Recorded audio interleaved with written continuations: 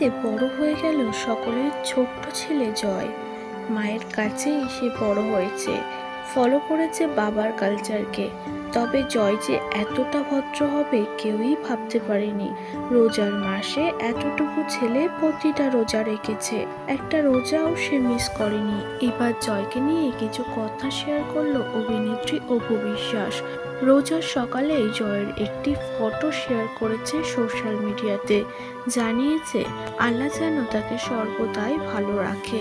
এভাবে একটি স্ট্যাটাসের মাধ্যমে সকলের সঙ্গে মিষ্টি একটি ফটো শেয়ার করে নিয়েছে জয়ের।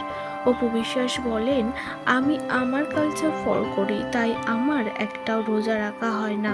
তবে জয় কিন্তু এই বিষয়ে ভীষণ সেন্সিটিভ। সে এতটুকু ছেলে হয়েও প্রতিটা রোজা রেখেছে এবং নিয়ম করে সে সব কিছু করে। সে সূরা পড়ে, 5 বার নামাজ পড়ে এবং যা যা করতে হয় সে সমস্তটাই করে। অপু বিশ্বাস বলেন, জয় যেন কখনই বড় হয়ে গেছে, আমার বাবা হয়ে গেছে। ও আমাকে এখন বোঝায়। সন্তানের সব দিক দেখে মাঝে মাঝে আবেগী হয়ে পড়ে অভিনেত্রী অপু বিশ্বাস সে কথাও জানিয়েছে।